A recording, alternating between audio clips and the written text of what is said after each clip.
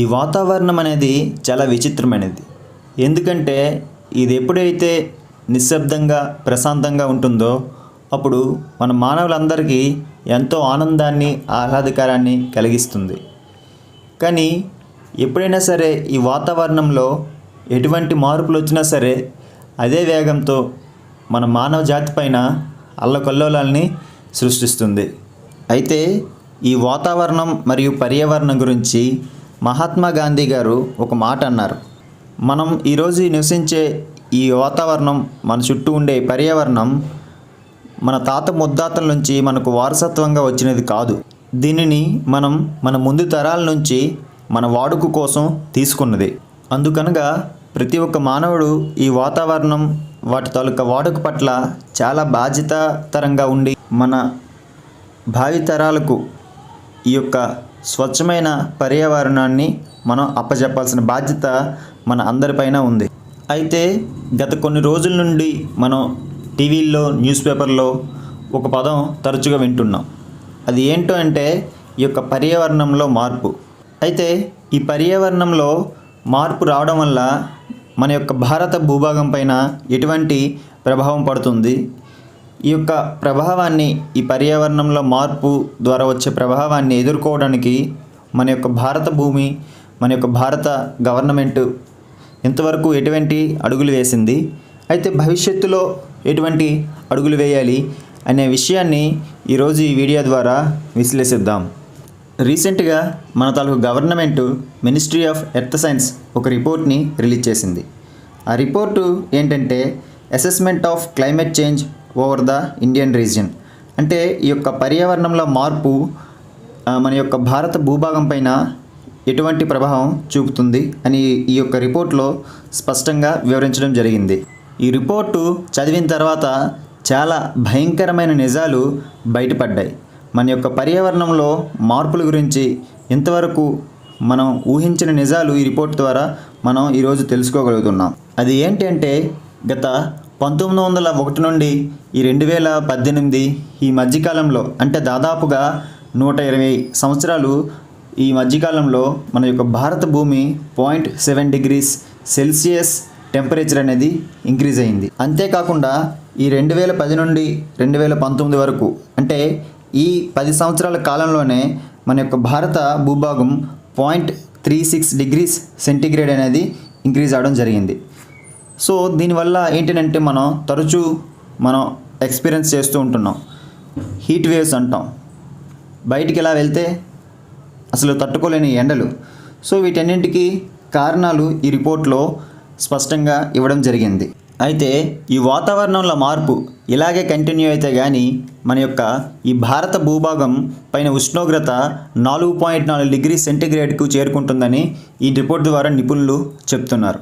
అంటే ఒకసారి ఊహించండి, ఇప్పుడు ప్రెజెంట్ 0.7 degrees ఉంటేనే మనం ఇంత వేడిగా ఫీల్ అవుతున్నాం, హీట్ వేవ్స్ అని బయటికి రాలేకపోతున్నాం. అలాంటిది 4.4 degrees సెంటీగ్రేడ్కి రీచ్ అవుతుందంటే మన తాలూకా నెక్స్ట్ వచ్చే తరాలు అసలు జీవించగలవా? ఈ పరిణామాలు అన్నింటికి కాలమే సమాధానం చెప్తుంది. ఈ రిపోర్ట్ ద్వారా మనం తెలుసుకున్న ఇంకొక భయంకరమైన నిజం ఏంటంటే ప్రపంచంలో 10 మోస్ట్ ఎక్స్పెన్సివ్ క్లైమేట్ డిజాస్టర్స్లో 2 ఇండియాలోనే జరిగాయి. అవి ఏంటంటే ఒకటి సైక్లోన్ అంఫన్. ఈ యొక్క సైక్లోన్ అంఫన్ ద్వారా ఇండియాకి 2020 సంవత్సరంలో దాదాపుగా $13 బిలియన్ నష్టం వచ్చింది. అంతేకాకుండా ఈ యొక్క మాన్సూన్ ఫ్లడ్, ఈ యొక్క జూన్, అక్టోబర్ నెలల్లో వచ్చే ఈ యొక్క మాన్సూన్స్ వల్ల దాదాపుగా $10 బిలియన్ మన యొక్క కంట్రీకి నష్టం వచ్చింది. ఈ యొక్క ఎకనామికల్గా నష్టం ఎలా ఉంటే ఈ యొక్క డిజాస్టర్స్ వలన దాదాపుగా 1600 మంది వాళ్ళ తల ప్రాణాలను కోల్పోయారు. ఒకసారి మనం గమనిస్తే మన యొక్క భారత భూభాగం పైన సైక్లోన్స్ విపరీతంగా పెరుగుతున్నాయి. సైక్లోన్ తౌక్తే అని, సైక్లోన్ యాస్ అని, నిన్నగాక మొన్న సైక్లోన్ గులాబ్ అని.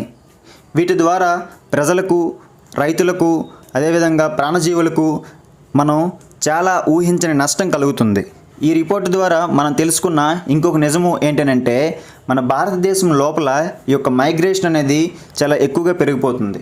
ఈ మైగ్రేషన్ అంటే ఒక ప్లేస్ నుంచి ఇంకో ప్లేస్కి వెళ్ళిపోవడం. దానికి రకరకాల కారణాలు కావచ్చు. కానీ ఈ క్లైమేట్ వల్ల ప్రజలు ఒక ప్లేస్ నుంచి ఇంకో ప్లేస్కి డిస్ప్లేస్ అవ్వడం అనేది చాలా ఎక్కువగా మన తాలూకా ఇండియాలో రీజన్గా మారుతుంది. ఇంటర్నల్ డిస్ప్లేస్మెంట్ మానిటరింగ్ సెంటర్ వాళ్ళ తాలూకా డేటా ప్రకారం మన దేశంలో ఈ యొక్క క్లైమేట్ రిలేటెడ్ ఈవెంట్స్ వలన ఈ యొక్క పాపులేషన్ డిస్ప్లేస్మెంట్ అనేది అతి వేగంగా పెరిగిపోతుంది. సో ప్రతి సంవత్సరం అక్కడ ఆ యొక్క రెయిన్ఫాల్ అనేది చాలా విపరీతంగా పడుతుంది. వాళ్ళు ఇంటర్నల్ మెయిన్ల్యాండ్పై వచ్చి సెటిల్ అవ్వడం జరిగింది. ఈ యొక్క ఐస్ గడ్డలు హిమాలయాలు కరిగిపోతున్నాయి. సో వీటి ద్వారా ఏమవుతుందనంటే ఈ సముద్రం యొక్క సీ లెవెల్ అనేది ఇంక్రీజ్ అయిపోతూ ఉంటుంది. సో వీటి ద్వారా ఈ యొక్క కోస్టల్ ఏరియా అనేది ఇప్పటికే 235 స్క్వేర్ కిలోమీటర్స్ అనేది ఎరోడ్ అయిపోయింది. ఏం జరిగింది అని అంటే మనకు ఈ యొక్క కోస్టల్ ఏరియాస్లో 170 మిలియన్ పాపులేషన్స్ ఉంటే ఇందులో ఆల్రెడీ 3.6 మిలియన్ పాపులేషన్ వాళ్ళు వేరే ప్లేసులకి వెళ్ళి సెటిల్ అవ్వడం జరిగింది.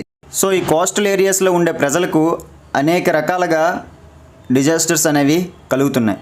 ఏ విధంగా అంటే ఈ యొక్క సీ లెవెల్ పెరిగిపోవడం, అక్కడ ఉండే వాళ్ళ తాలూకు మట్టి అనేది కరిగిపోయి సముద్రంలో కలిసిపోవడం, ఇటువంటి సమస్యల వలన ఈ యొక్క మనం చూసుకుంటూ ఉంటే 1990 నుంచి 2016 ఈ మధ్యకాలంలో దాదాపుగా 3.6 మిలియన్ పీపుల్ అనేవారు అక్కడి నుంచి వేరే చోట్లకు వెళ్ళి సెటిల్ అవ్వడం జరిగింది. అది ఎలా ఉంటే మొన్న 2021 సంవత్సరంలోనే ఈ యొక్క సైక్లోన్ అంఫన్ ద్వారా దాదాపుగా 3.9 మిలియన్ పీపుల్ ఈ యొక్క కోస్టల్ ఏరియా నుంచి వేరే ఏరియాకి అంటే మెయిన్ల్యాండ్కి వచ్చి సెటిల్ అవ్వడం జరిగింది.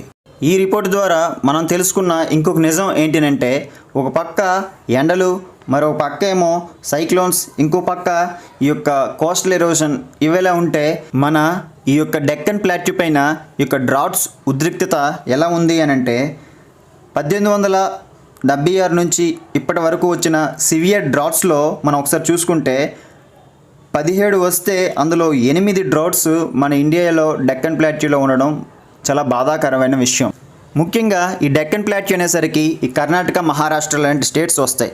సో ఈ స్టేట్స్లో ఈ యొక్క డ్రౌట్స్ విపరీతంగా పెరిగిపోవడం వలన ఈ యొక్క వాటర్ తాలూకా స్కేర్సిటీ అనేది చాలా హై లెవెల్లో ఉంటుంది. సో మనకు ఎక్కడైనా సరే ఈ యొక్క నీరు అనేది చాలా ఎసెన్షియల్ కాంపోనెంట్. అయితే ఈ యొక్క డెక్కన్ ప్లాట్యూలో డ్రౌట్స్ విపరీతంగా రావడం వలన ఇక్కడ లోకల్లో ఉండే ఫ్యామిలీస్కి ఈ యొక్క నీటి తాలూకా సమస్య అనేది రోజు రోజుకు పెరిగిపోతూ ఉంది. ఈ వాటర్ స్కేర్సిటీ సివియారిటీ ఎలా ఉంది అని ఒకసారి మనం అర్థం చేసుకోవాలనుకుంటే ఈ యొక్క మహారాష్ట్రలోని బీడి డిస్ట్రిక్ట్లో హత్కర్వాడి అనే ఒక చిన్న గ్రామం ఉండేది. ఈ గ్రామంలో ఒకప్పుడు 2000 మంది ప్రజలు నివసించేవారు. అయితే మరి ఇప్పుడు ఈ ప్రజెంట్ ఈ రోజుల్లో ఎంతమంది నివసిస్తున్నారంటే కేవలం 10 నుంచి 15 కుటుంబాలు మాత్రమే ఈ యొక్క హత్కర్వాడి విలేజ్లో నివసిస్తున్నాయి. మరి ఈ యొక్క హత్కర్వాడి ఇలా అవడానికి గల కారణం ఏంటి? నీరు లేకపోవడం కాదా? మరి నీరు ఈ హత్కర్వాడిలో పుష్కలంగా ఉంటే ఈ యొక్క 2000 మంది ప్రజలు వేరే చోట్లకి వెళ్ళాల్సిన అవసరం వచ్చేది కాదు కదా. అందుకనగా ఈ యొక్క వాతావరణంలోని మార్పులు మనం పట్టించుకోకుండా మన శైలిలో మనం వ్యవహరిస్తే నిన్న హత్కర్వాడిలో ఈ విధంగా జరిగింది, రేపు మన గ్రామంలో కూడా అదే విధంగా జరగవచ్చు.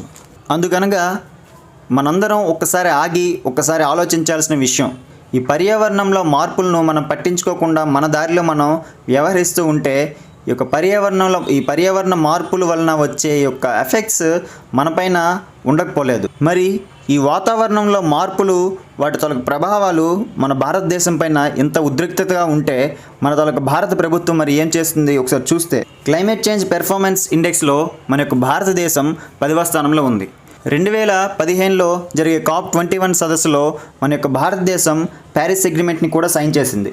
ఈ ప్యారిస్ అగ్రిమెంట్లో నేషనల్లీ డిటర్మైన్డ్ కాంట్రిబ్యూషన్స్ ద్వారా మనం కొన్ని టార్గెట్స్ని కూడా 2030 కల్లా అచీవ్ చేస్తామని పెట్టుకున్నాం. అంతేకాకుండా మన భారతదేశంలో రెన్యూబుల్ ఎనర్జీ పెంచడానికి ఈ కోల్ మరియు ఈ థెర్మల్ పైన ఆధారపడే ఇటువంటి ఎలక్ట్రిసిటీని తగ్గించడానికి మనం మరియు ఫ్రాన్స్తో కలిపి ఇంటర్నేషనల్ సోలార్ ఎలియన్స్ కూడా ఎస్టాబ్లిష్ చేసాం. సో ఇంటర్నేషనల్ సోలార్ ఎలియన్స్ ద్వారా మనం ఈ కోల్ బేసిస్ ఎలక్ట్రిసిటీని తగ్గించి రెన్యూబుల్ ఎనర్జీ, ముఖ్యంగా ఈ యొక్క సోలార్ ఎనర్జీ ఎక్కువగా పెంచుకుంటామని కొన్ని టార్గెట్స్ కూడా పెట్టుకున్నాం. 2030 నాటికి 450 గిగావాట్స్ ఎలక్ట్రిసిటీ మనం యొక్క రెన్యూబుల్ ఎనర్జీ ద్వారా జనరేట్ చేస్తామని టార్గెట్స్ కూడా పెట్టుకున్నాం. సో ఈ పర్యావరణంలో మార్పులు ఎదుర్కోవడానికి మన భారతదేశం ఇటువంటి అడుగులు వేస్తే వస్తున్న నవంబర్ నెలలో జరగబోయే COP26 గ్లాస్గోలో జరగనుంది. ఈ యొక్క COP26 అనేది మన తాలూకా నేషనల్లీ డిటర్మైన్డ్ కాంట్రిబ్యూషన్స్ అప్డేట్ చేసుకోవడానికి ఒక మంచి ప్లాట్ఫామ్ అని చెప్పుకోవచ్చు. అయితే వస్తున్న 2027వ సంవత్సరానికి భారతదేశం యొక్క జనాభా కూడా చాలా అత్యధికంగా పెరగనుంది. చైనాని కూడా మనం రీచ్ అయ్యి ప్రపంచంలోనే అత్యధిక జనాభా కలిగిన దేశంగా మారబోతున్నాం. సో ఇటువంటప్పుడు ఈ పర్యావరణంలో మార్పులకు మన ఇండియాది పెద్ద చేయిగా ఉంటుందని ఊహించవచ్చు. ఇండియా క్లైమేట్ వల్నరబుల్ ఫోరంలో అబ్జర్వర్ కూడా. అందుకనగా ఈ COP26 అనేది మనకు చాలా మంచి అవకాశం. మనం అయితే ఏ విధంగా అనుకుంటున్నామో ఈ యొక్క క్లైమేట్ డిజాస్టర్స్ వలన బ్రతికి బయటపడి ఒక మంచి దారిలో వెళ్ళాలని ఎలా అయితే అనుకుంటున్నామో ఈ యొక్క ఇతర దేశాలను కూడా, ఇతర డెవలప్డ్, లీస్ట్ డెవలప్డ్, ఈ డెవలపింగ్ దేశాలను కూడా మనం ఏ దారిలో అయితే వెళ్ళాలి అనుకుంటున్నామో అదే దారిలోకి వాళ్ళని కూడా తెచ్చేటట్టు మనం చేసి ఈ యొక్క కొత్త దారిలో ఈ యొక్క క్లైమేట్ ప్రివెన్షన్, ఈ క్లైమేట్ డిజాస్టర్ ప్రివెన్షన్, ఈ కొత్త దారిలో మనం ఎలా అయితే నడుస్తామో ఇతర కంట్రీస్ని కూడా అదే విధంగా అదే దారిలో మన తాలూకా దారిలో నడిచేటట్టు చేసి ఒక ఈ క్లైమేట్ డిజాస్టర్స్ ప్రివెన్షన్ ఈ యొక్క కాన్సెప్ట్లో ఇండియా ఒక లీడర్గా అవ్వాలి అని కోరుకుందాం. మొదటగా మనం చెప్పుకున్నట్టు గాంధీజీ గారు ఏమైతే చెప్పారో ఈ యొక్క పర్యావరణం, వాతావరణం అనేది మన తాలూకా వారసత్వంగా వచ్చిన సంపద కాదు. ఇది ఏంటంటే మన తాలూకా కాలం అయిపోయిన తర్వాత మన తాలూకా నెక్స్ట్ జనరేషన్స్కి చాలా బాధ్యతగా వాళ్ళకి అప్పచెప్పి మనం వెళ్ళిపోవాలి అని ఏ విధంగా అయితే అతను చెప్పారో అదేవిధంగా మనం బ్రతికినన్ని రోజులు ఈ యొక్క నేలపైన చాలా బాధ్యతాతరంగా బ్రతికి మన చుట్టూ ఉండే గాలి, నీరు, ఈ యొక్క నేలని, ఇతర ప్రాణుల్ని అన్నిటినీ మనం వాటిని గౌరవించి వాటి స్వభావాలను గౌరవించి మన తాలూకా భావితరాలకు ఈ యొక్క పర్యావరణాన్ని బహుమానంగా ఇద్దాం.